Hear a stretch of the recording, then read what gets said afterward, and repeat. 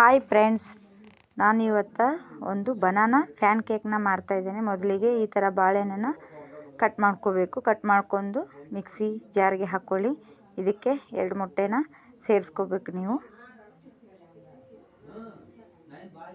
2 ಮೊಟ್ಟೆನ ಸೇರಿಸ್ಕೊಂಡ್ಮೇಲೆ ಸ್ವಲ್ಪ ಸಕ್ಕರೆನ ಆ್ಯಡ್ ಮಾಡ್ಕೊಳ್ಳಿ.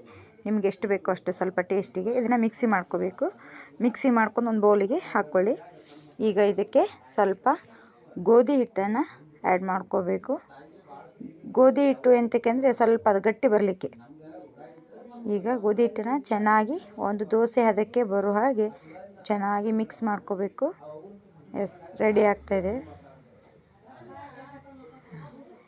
ಈಗ ಗೋಧಿ ಹಿಟ್ಟು, ಮೊಟ್ಟೆ ನಾವು ಮಿಕ್ಸಿಗೆ ಹಾಕ್ಕೊಂಡಿದ್ದೀವಲ್ಲ, ಅದೆಲ್ಲ ಮಿಶ್ರಣದೊಟ್ಟಿಗೆ ಚಲೋ ಮಿಕ್ಸ್ ಆಗದೆ. ಈಗ ಇದನ್ನು ಪಕ್ಕಕ್ಕಿಟ್ಟು ಒಂದು ಬಾಳೆಹಣ್ಣನ್ನು ಈ ಥರ ಕಾಯಿನ್ ಆಕಾರದಲ್ಲಿ ಕಟ್ ಮಾಡ್ಕೋಬೇಕು. ಕಾಯಿನ್ ಆಕಾರದಲ್ಲಿ ಕಟ್ ಮಾಡಿಕೊಂಡು ಇದನ್ನು ಸೈಡಿಗೆ ಇಡಿ. ಈಗ ಒಂದು ಫ್ಯಾನ್ ಇಡಿ. ಈ ಕಟ್ ಮಾಡ್ಕೊಂಡಿರೋಂಥ ಬಾಳೆಹಣ್ಣನ್ನು ಮಿಕ್ಸರ್ ಇರ್ತದಲ್ಲ, ಅದು ಮಿಕ್ಸ್ ಮಾಡ್ಕೊಂಡಿದ್ದೀವಲ್ಲ ಹಿಟ್ಟೆಲ್ಲ, ಅದಕ್ಕೆ ಆ್ಯಡ್ ಮಾಡ್ಕೊಳ್ಳಿ. ಈಗ ಆ್ಯಡ್ ಮಾಡ್ಕೊಂಡಾಯಿತು. ತವಾ ಲೋ ಫ್ಲೇಮಲ್ಲಿ ಚೆನ್ನಾಗಿ ಕಾಯಬೇಕು. ನಾವು ಉರಿ ಜಾಸ್ತಿ ಇಟ್ಟರೆ ಬೇಗ ಕತ್ತೋಗೋ ಚಾನ್ಸಸ್ ತುಂಬಾ ಇರ್ತದೆ. ಸಣ್ಣ ಬೆಂಕಿಯಲ್ಲಿಟ್ಟು ಇದನ್ನು ಒಂದೊಂದೇ ಕಾಯಿನ್ ಆಕಾರದಲ್ಲಿ ಇರುವಂಥ ಬಾಳೆಹಣ್ಣನ್ನು ತವಾ ಮೇಲೆ ಹಾಕಬೇಕು. ಈಗ